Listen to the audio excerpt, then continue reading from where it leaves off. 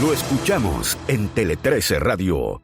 Bueno, el próximo miércoles 7 de mayo, después de la misa matinal, que se llama Proeligiendo Pontífice, que va a dirigir el decano del Colegio Cardenalicio, el cardenal Re, va a invitar a sus hermanos cardenales a dirigirse en la tarde a la Capilla Sixtina con las siguientes palabras. Toda la Iglesia, unida a nosotros en oración, invoca constantemente la gracia del Espíritu Santo para que sea elegido por nosotros un digno pastor de todo el rebaño de Cristo. En la tarde veremos la cinematográfica ya a esta altura, ¿no? Después de todas las películas, procesión en traje coral de los 133 cardenales menores de 80 años que pueden participar y entrar a la Capilla Sixtina, famosa por sus frescos renacentistas y el juicio final de Miguel Ángel en el cielo, ¿no?, de este lugar. Y al interior los cardenales van a cantar el himno Veni, Creator Spiritus, van a prestar juramento y comienzan a votar. Ese es el ceremonial, que es bien llamativo también, sí, y que va a ser transmitido, por supuesto. Los cardenales están a puertas de enfrentar una de las decisiones más... Espera. ¿Va a ser transmitido la votación? Entrada. La entrada, sí, la entrada con no, el puerta. La entrada. Lo demás, véalo en conclave, cierra en la película. No. Claro, exacto. Imagínese. Lo demás, bajo 7 llaves. Claro. Yo les contaba esta parte formal porque la verdad es que la situación real, que va más allá de la película, es que los cardenales están enfrentando una de las decisiones más difíciles que les haya tocado en los últimos años, porque llegan a un cónclave sumamente polarizado, tras un pontificado mucho más divisivo de lo que se esperaba.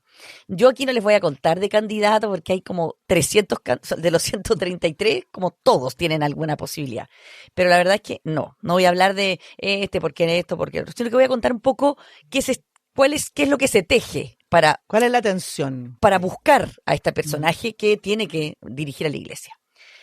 Es una elección durísima, es lo que dicen todos los expertos, porque está la disyuntiva entre continuar el camino de la reforma, o sea, continuar abriendo la Iglesia al mundo moderno, hacer que sea más inclusiva, o iniciar el rumbo de la corrección, como dicen los conservadores. Para explicar esto hay que hacer algo de historia. El Papa Francisco llega a gobernar la Iglesia después de 26 años de Juan Pablo II y 7 de Benedicto XVI. Un poco más cada uno, pero más o menos eso. Ambos grandes representantes del conservadurismo en la Iglesia. Que no me refiero al conservadurismo como algo negativo, sino como alguien que habla del apego irrestricto a la doctrina que ha gobernado este cuerpo por más de 2000 años. Estoy simplificando muchísimo porque no me puedo meter en más. En cambio, el Papa Francisco fue como un soplo de aire fresco y fue elegido el 2013 en un contexto muy adverso para la Iglesia, que estaba asolada por los abusos sexuales y la corrupción. Y el Papa básicamente les propuso un camino nuevo. Salgamos al mundo, dejémonos de mirar el ombligo, vamos a donde están las personas y sus problemas, modernicemos el lenguaje, escuchemos más, juzguemos menos, seamos más inclusivos y hagamos que la Iglesia vuelva a ser relevante de los temas que le interesan al mundo, que es cada vez más secular. En resumen, la aplicación del Evangelio en la vida real de las personas. Pero el Papa también tenía su carácter. Y no son pocos quienes lo califican de autoritario. De hecho, sale una entrevista muy buena este fin de semana de Juan Pablo Iglesias, en La Tercera, que entrevistó al exdirector del Observatorio Romano, que dice que el Papa era súper autoritario. Si fue autoritario o no, es una opinión, pero lo que sí me dicen hizo el Papa fue, que es dentro de la Iglesia, que es una institución totalmente jerárquica, ejercer el poder. Y sacó a la gente que no le gustaba. Y eso molestó mucho al interior de la curia. Se habla de purgas e incluso el Papa tuvo que excomulgar cardenales que lo trataron de hereje. Fundamentalmente cardenales de la Iglesia de Estados Unidos, que son los católicos más conservadores que hay, donde están sus principales enemigos. Su némesis, sin ir más lejos, es el obispo italiano excomulgado el año pasado, Carlo Maria Vigano. Él escribió en X, el día de la muerte del Papa, ojo, ahora su alma tendrá que rendir cuentas por los crímenes que ha cometido. Ante todo, el haber usurpado el trono de Pedro para destruir la Iglesia Católica y perder tantas almas. Hostil.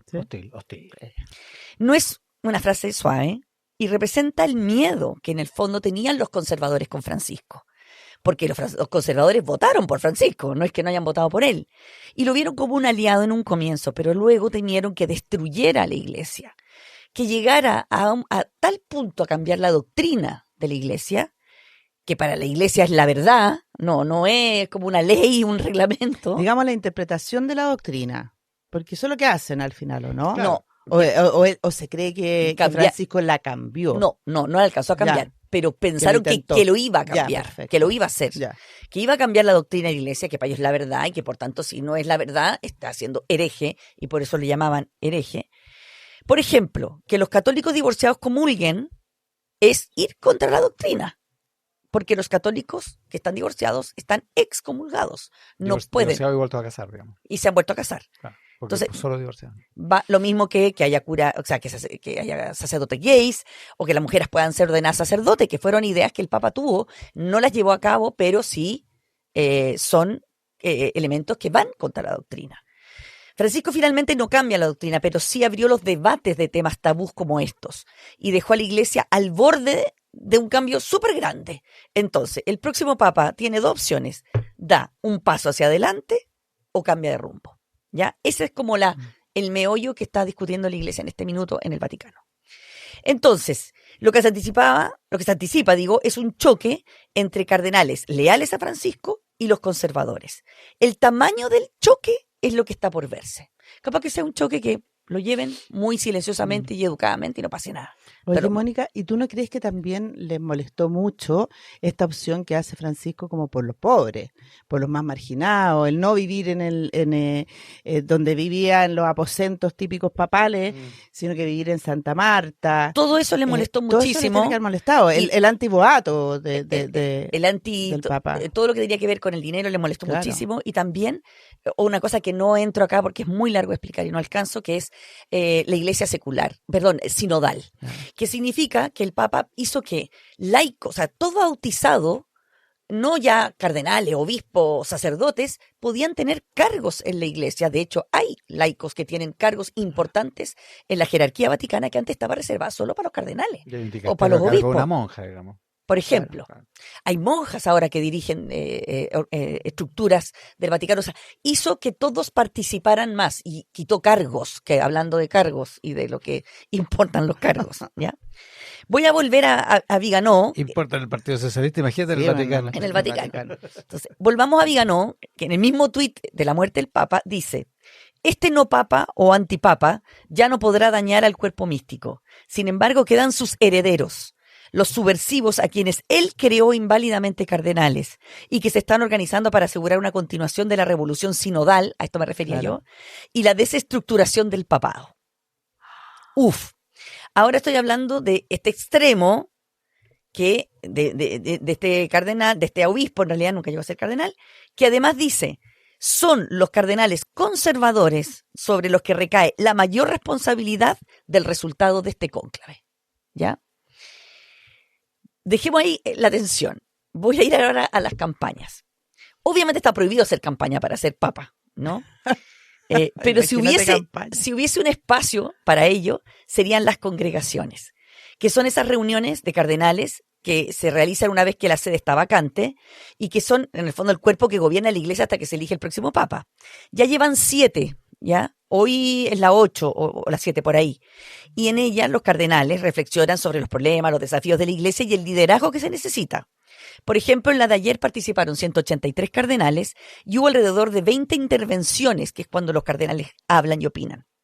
Es también la oportunidad para conocerse, porque en estos 12 años Francisco cambió radicalmente el colegio cardenalicio, haciéndolo súper global, nombrando a cardenales en lugares donde nunca había habido cardenales. Por ejemplo, se da la casualidad que hoy no hay cardenal en París o en Milán, pero sí en Sudán del Sur y en Papúa Nueva Guinea. Por tanto, no se conocen y son los elegidos de elegir, son los encargados de elegir al próximo papa. Hay mucho cardenal periférico que hoy tiene mucho poder. Claro, porque hay muy pocos. De hecho, el libro de Javier Cerca, un viaje Sí, a Mongolia, sí. 1500 católicos. Imagínate. Sí, Y el Papa prefiere ir a Mongolia. prefiere ir a Mongolia, Y como me hacía notar Daniel Mansuy el otro día, no fue a la reinauguración de Notre Dame. Por ejemplo, imagínate, claro. Si es que le gusta no hay un cardenal. la marginalidad, le gusta No lo hay que un está en el margen. no hay un cardenal en París. Bueno, Igual.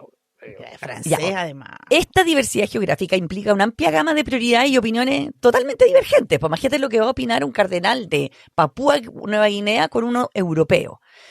Y por tanto también en cuestiones geopolíticas, como las guerras que están abiertas y también distintos niveles de experiencia en los esfuerzos de la Iglesia por los abusos sexuales. La Iglesia, me decían, es mucho más grande que Europa y Estados Unidos. El futuro está en África y en Asia, me decían.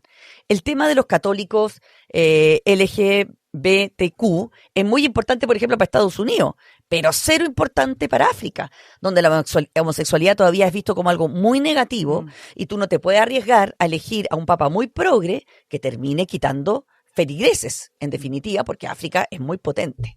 De hecho, el arzobispo de Sao Paulo, el cardenal Scherer, no descarta un pontífice africano o asiático. Dice, no me sorprendería una nueva etapa distinta a América o a Europa. Bueno, en estas congregaciones, en estas reuniones fue donde Francisco se hizo famoso, con un discurso que duró 4 minutos, pero fue lo que finalmente hizo que se hiciera elegible como papa, porque él justamente habló de salir hacia afuera y todo lo que hemos conversado. Ahora, la experiencia de los cónclaves demuestra que ninguna predicción basada en porcentaje, probabilidad e incluso el peso geográfico ha sido válida. Por último está la personalidad. ¿Será el próximo papa un hombre de gobierno más interesado en los asuntos internos y de gestión del Vaticano? ¿O estará motivado por un afán misionero de predicar el evangelio? Se pregunta el National Catholic Reporter, una revista muy importante. Como advierte el proverbio italiano, quien entra al cónclave como papa sale como cardenal. Después de Francisco, que fue un papa de sorpresas, se dicen, conviene estar preparado para la posibilidad de que suceda un candidato inesperado. Hasta podría ser alguien súper neutral. Pero en definitiva, este cónclave es un referéndum sobre las reformas de Francisco. El cónclave de la próxima semana tiene muchos candidatos muy distintos, con fortalezas y debilidades, muy parecido a lo que pasó el 2013, y vamos a ver cuál logra cautivar la atención de los cardenales en estas congregaciones previas a el cónclave que comienza el próximo miércoles. Tele 13 Radio Podcast, lo que tienes que escuchar. www.tele13radio.cl